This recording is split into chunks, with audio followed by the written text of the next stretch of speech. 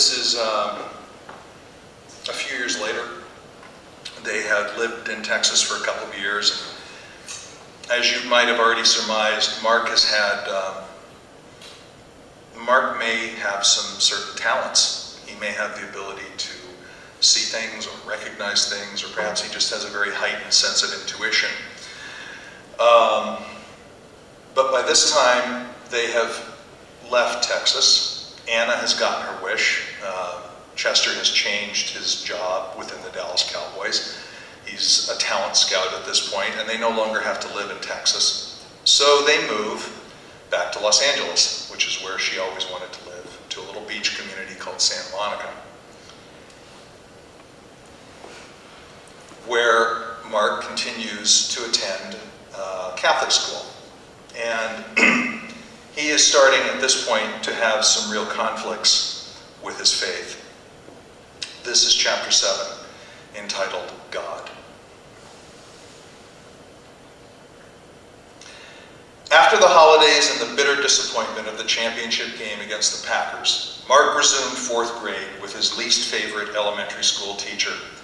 Her name was Sister Mary Peter Grace, but she was unaffectionately known among all the students in Mark's class as Sister Mary Peter Potamus. It was during this period that Mark began to think critically about being Catholic. Central among the many truths Mark was taught at home and demanded in the classroom during those formative years was to believe in God. This was becoming a problem. Mark did not believe in God. He wasn't sure when he came to that conclusion, though he thought it might have started the day the man called Bob Hayes a nigger in the Cotton Bowl, and God did nothing. The only thing he knew for sure about God was reading the Bible on the toilet made him poop. The whole idea of someone living in the clouds and knowing everything there was to know about the past, present, and future seemed even sillier than comic books. Mark liked comic books, however, because they didn't pretend to be real. What was real to Mark was the pain his mother experienced when her father, Grandfather John, unexpectedly passed away during the 3rd week of January in 1967. When she returned from the funeral, she became bedridden and remained that way for almost 2 weeks. During this difficult emotional period, Sister Mary Peter Potamus assigned her class a book report. Mark chose the book Death Be Not Proud by John Gunther. Instructions and time frames for the book report were clear, and Mark proceeded responsibly. He varied from the instructions on only one point. The report was supposed to be turned in using a brand new peachy folder. On the Friday before the report was due, he went to Patton's Pharmacy on the way home to purchase the folder. Due to a run on peachy folders by the other students in the class, the pharmacy was temporarily out of those folders, and Mr. Patton recommended a clear blue folder. Mark thought his book report would look spiffy through the clear blue frame, and unique from all the others in his class. Besides, he didn't have a choice. Mom was still in bed, and Mark was not going to ask her to get out of bed to shop for a peachy folder. He never mentioned this variance from the assignment to his mother. He didn't think it was a big deal. Anna thought Mark did a great job on his book report. The weekend before he turned in the report was difficult for Mark. In addition to Grandpa John's recent death and Anna's depression, Muhammad Ali refused induction into the United States military and said he would not fight in the Vietnam War. Mark thought Ali was brave, and people on the television were saying cruel things about him. When Mark went to school on Monday, he was not in a very good mood. When Potamus collected the reports, she held his aloft and asked Mark to stand and recite the instructions for the report clearly printed on the chalkboard. Number 1, read book. Number 2, take notes while reading. Number 3, finish book. Number 4, formulate opinion. Number 5, support opinion with passages from book. Number 6, write report. Number 7, correct mistakes and make changes. Number 8, rewrite report. Number 9, place finished report into a brand new peachy folder. 10, turn in report. After After Mark read number 9, Potamus asked the class, "Boys and girls, does this look like a PG folder?" The class answered in unison, "No, Sister Mary Peter Grace." She continued, "And class, do you believe Mark followed the instructions I gave 1 full week ago?" The class answered with gusto, "No, Sister Mary Peter Grace." Then she turned to Mark and asked in mock kindness, "Do you believe you followed the instructions I gave you 1 full week ago?" Enraged, though calm, Mark replied slowly, "I did the best I could." This startled her and everyone else. Nobody spoke back to the Potamus. She marched right up to him and stared him in the eyes, clutching his report with both hands in barely concealed rage. In her early years, she could and would have slapped him, and nobody would have questioned her right or authority. But attitudes toward corporal punishment began to change in the 1960s, even in parochial school.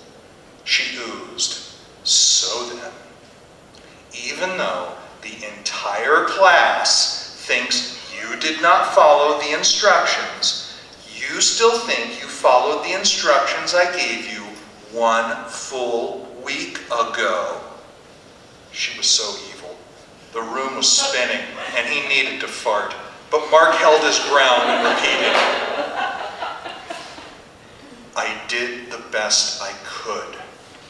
She took a step back, surveyed the class, and cooed sarcastically, "Well now, class, he did the best he could." While the class held their collective breath, she continued, "And because he believes he did the best he could, we have a problem. You see, I think Mark is a pretty smart boy. Class, don't you think Mark is a pretty smart boy?" The class resumed breathing as they shouted, "Yes, Sister Mary Peter Grace." "Yes, that's right," she assumed the voice of total authority. "He's a pretty smart boy. And because he's a pretty smart boy, he knows when he is telling the truth or when he is lying. So when we all agree Mark did not do the assignment and he says he did, is Mark telling the truth or is he lying?" A few yelled, "He's lying." With punitive precision, she took her right hand, pointed her index finger into his face, and challenged the entire class. "And where do liars go when they die?" Of course, she wanted the class to pass judgment for her, but in that critical moment, they were speechless. She waited briefly, but before the moment was lost to silence, she filled the void. "Liars go to hell!" she exploded and whirled with black clouds billowing from her bodice. She strode toward the chalkboard and began writing those very words in 3-inch letters. "Liars go to hell." Mark muttered, though no one heard, "You go to hell." And then he raised the middle finger of his right hand toward her, as far as he could reach. Some children gasped, and many yelled, "Sister Mary Peter Grace," though some would later claim to yelling, "Potamus." She turned, saw the finger, watched it remain steady and unflinching. She blinked in the slightest surprise, regained her powers, and calmly asked Mark, "Do you believe in God?" Just as calmly, Mark put his hands on his hips and answered, "No, I've never met the man." She ripped and tore his book report while several children almost cried. With a gesture that could truthfully be called threatening, Mark gave her the finger again.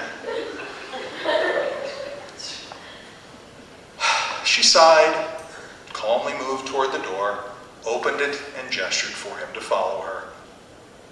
This earned Mark 2 hours of detention after school, immediately followed by a teacher-principal-mother meeting. He was almost expelled. Anna told him years later the only reason they allowed him to stay was because she got out of her sickbed and demonstrated to the principal, Sister Mary Martina, how sick she was and how Mark did the best he could on his book report. Most of the meeting was without Mark in the room as he served his detention. Anna promised it would never happen again. Nothing in the meeting changed Mark's mind, except to strengthen his resolve about his own beliefs and to introduce lying as a viable alternative to punishment. The most persuasive argument was the one not voiced until later that night, when Anna told him how much hurt and humiliation the incident caused her. She told him everyone in the parish would find out what happened. Mark apologized and was genuinely sorry for the grief he caused his mother. Anna was uncertain what to do. As in the time Mark ran away from home, she bore the full responsibility of his behavior. Once again, she failed to be there when her baby needed her most. She was racked with guilt. Before kissing Mark goodnight, however, she did take the time to show him the proper way to give someone the finger. You have to bend the knuckles and leave the thumb straight out. The other way looks like a hillbilly. Mark thought that was about the coolest thing he'd ever been told. It went a long way toward making him feel better at the moment. Anna also told him if the wretched Potamus ever ripped up anything of his again or did anything mean to him, she'd be very sorry.